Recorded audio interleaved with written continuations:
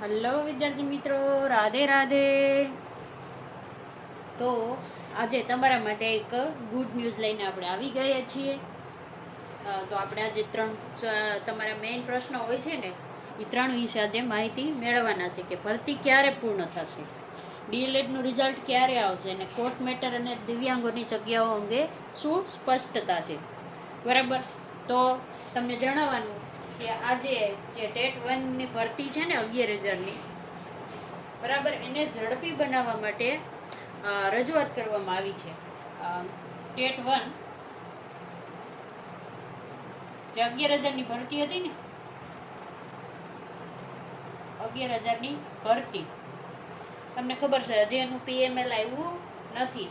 તો એના માટે તમે વિડીયોમાં જોયું હોય તો જ્ઞાન લાઈવના સર હતા, બરાબર, નામ નહીં લઈએ આપણે, જ્ઞાન લાઈવના સર અને જે ટેટ 1 પાસ ઉમેદવારોએ જે ભરતીમાં ફોર્મ ભર્યું છે ને, એ ઉમેદવાર મિત્રો હતા.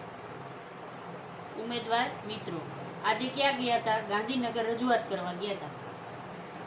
ગાંધીનગર રજૂઆત કરવા ગયા હતા, બરાબર. તો ત્યાંના અધિકારીઓએ શું જવાબ આપ્યો?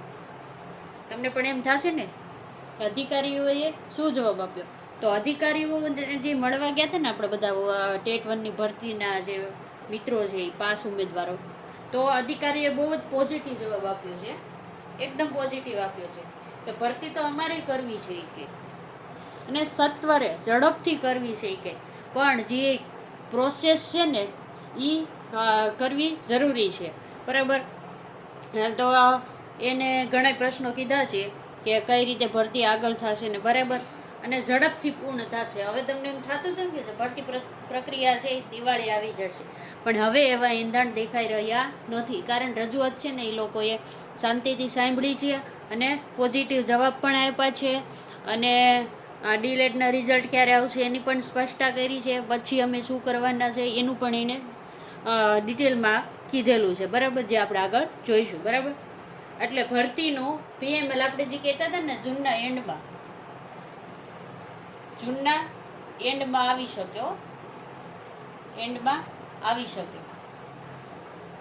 સમજી લો કે 30-31 તારીખ સુધીમાં તમારું પીએમએલ આવી શકશે, બરાબર.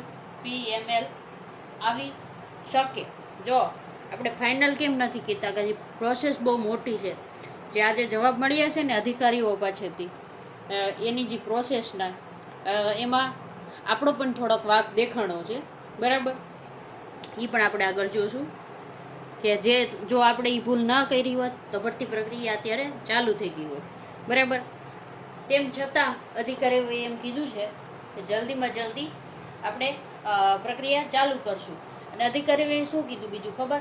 તો કે ડીએલએડનું રિઝલ્ટ છે ને આવતા વીકમાં આવી જશે, ફાઇનલ આવતા વીકમાં આવી જશે, આવી જશે. આપણે પહેલો વિડીયો બનાવ્યો ને ત્યારે પણ આપણે કીધું જ હતું. જો ત્યારે કોઈ સત્તાવાર આપણી પાસે માહિતી નહોતી, પણ આપણે શું કીધું હતું કે 15-16 તારીખ સુધીમાં ડીએલએડનું રિઝલ્ટ આવી જાય, 15-16 જૂન સુધીમાં આવી જશે. તમે ન જોયું હોય તો આપણો એ વિડીયો જોઈ લેજો, બરાબર. તો આજે 9 જૂન થઈ ગઈ છે, બરાબર. આજે મારો બર્થડે પણ છે, બરાબર. તો કે 9 જૂન 15 ને 16 જૂન આપણે કીધેલી હતી. તો એની આજુબાજુ જ ડીએલએડનું રિઝલ્ટ આવશે, બરાબર.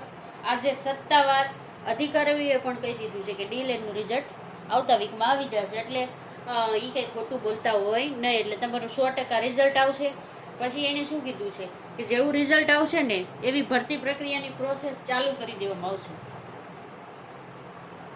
આની સાથે બીજા કેટલા કામ થવાના છે ને એની પણ તમને હમણાં વિગતવાર માહિતી આપું, જે આપણને ત્યાં અધિકારીઓ પાસેથી મળી છે. તો વિડીયોને એન્ડ સુધી જોજો, બરાબર. ભરતી પ્રક્રિયા ચાલુ કરી દેવામાં આવશે, ખાલી દેવામાં આવશે. શું કામે? બરાબર. તો કે તમને ખબર છે કે ડીએલએડનું રિઝલ્ટ વાઇટે જ આપણે અડધી પ્રક્રિયા તો અટકેલી છે. કે જેવું ડીએલએડનું રિઝલ્ટ આવશે ને એટલે પોર્ટલ છે ને ફરીથી ખોલવામાં આવશે. અને ડીએલએડનું રિઝલ્ટ છે તમને સીધું રિઝલ્ટ જ લખી નાખી.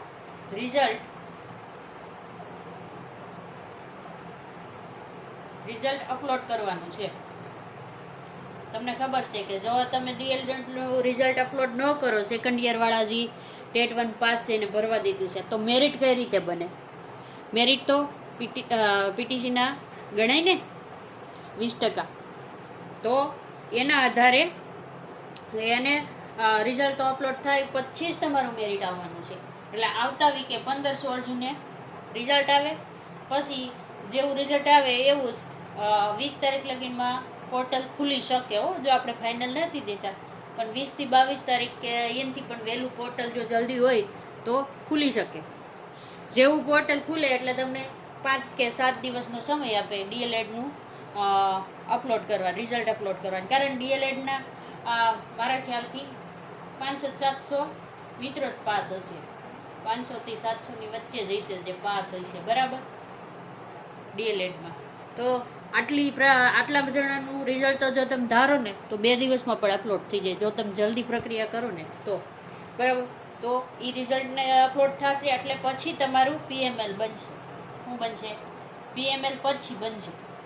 કારણ રિઝલ્ટ ન પડે તો ટકા કયા ઓલી મેરિટની ગણતરી કઈ રીતે કરવી, બરાબર.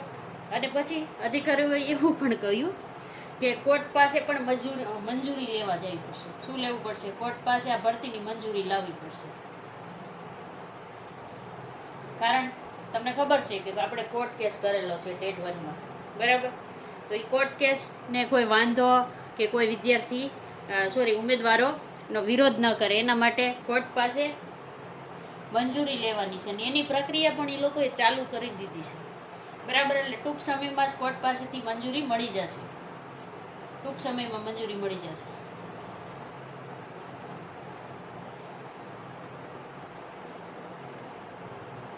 મળી જશે. એટલે એની કોઈ ચિંતા કરવાની જરૂર છે નહીં. અને અધિકારીએ કીધું છે તો એ પ્રક્રિયા ચાલુ જ હશે, બરાબર. પછી તમને ખબર છે કે દિવ્યાંગજનોને 4% અનામત છે. કેટલું છે? 4% અનામત. કેટલું? 4% અનામત છે. અને આપણે જ્યારે એનો પરિપત્ર જોઈએ ને ત્યારે એમાં પણ આપેલું હતું કે 11,000ની ભરતીમાં 4% અનામત સમાવી લેવામાં આવેલું છે. જો આજે એની સ્પષ્ટતા થઈ ગઈ છે કે તમે ધારો કે તમારે કેટલી ભરતી હતી? 11,000 ને 11,000ના 4% કાઢી નાખવાના તમારે, એટલે દિવ્યાંગો માટેની જે જગ્યા છે ને તમને મળી જશે, બરાબર. એ રીતે 4% અનામત. પહેલા તમારે અહીં કેટલું અનામત હતું દિવ્યાંગો માટે? પહેલા 3% હતું. 3% હતું. હવે હાલમાં કેટલું છે? 4% કરી દેવામાં આવ્યું છે, બરાબર. તો તમે 1100ના 4% કાઢો ને, સોરી 11,000ના શું તો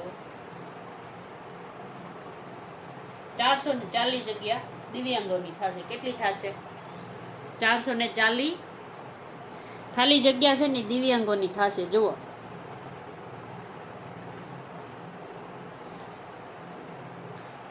ખાલી જગ્યા દિવ્યાંગો માટે કેટલી? પણ આ બધીમાં જ ભરતી થશે ખાલી જગ્યા દિવ્યાંગની, બરાબર. હવે તમારે 11,000ની ભરતીમાંથી આ 440 અલગ કરી દેવાની છે. પણ આમાં પણ એ લોકોએ એક વધુ સ્પષ્ટતા કરી છે. શું? કે આ 440 જગ્યા ઉપર દિવ્યાંગો નહીં મળે. દિવ્યાંગો નહીં મળે ને તો એને આપણી જે ભરતી છે ને જનરલની, જનરલ એટલે બધાની, દિવ્યાંગ સિવાયની, એમાં કન્વર્ટ કરી દેવાનું. જનરલમાં કન્વર્ટ કરી દેવામાં આવશે. એટલે એના માટે પણ તસલ્લી રાખજો. કારણ લગભગ આટલા દિવ્યાંગોના ફોર્મ ભરાણા પણ નહીં હોય. અને તમે પરિપત્ર જોઈએ ને તો એમાં પણ લખેલું જ હતું કે જો દિવ્યાંગો ન મળે ને તો એની જગ્યાએ બીજા ઉમેદવાર ભરી શકે, બરાબર. તો આની અપડેટ હવે તમને મળી ગઈ છે, બરાબર. તો હવે તમારી ભરતી ટૂંક સમયમાં જ આવી રહી છે. તો તમારા બધા જ ઓરિજિનલ ને બધા જ ડોક્યુમેન્ટ તમે તૈયાર રાખજો. અને જો અમારો વિડીયો સારો લાગ્યો હોય, માહિતી સારી લાગી હોય, જો આજ જે રજૂઆત હતી ને એની જ આપણે માહિતી આપી છે. જે તમે વિડીયો જોશો ને તો તમને યુટ્યુબમાં મળી જશે કે ક્યાં ક્યાં મિત્રો રજૂઆત કરવા ગયા હતા, બરાબર. તો તમને એ ત્યાંથી અધિકારીઓએ શું કીધું ને એનો પણ વિડીયો છે. એના આધારે જ આપણે આ અત્યારે વિડીયો બનાવ્યો, તો તમને યુટ્યુબમાં મળી જશે, તમે જોઈ લેજો. અને જો આ માહિતી તમને સારી લાગી હોય તો વિડીયોને લાઈક કરી દો, ચેનલને સબસ્ક્રાઈબ કરી દો અને વિડીયોની લિંકને તમારા મિત્રો સુધી શેર કરી દેજો, બરાબર. વિડીયોને પૂર્ણ કરીએ છીએ. રાધે રાધે.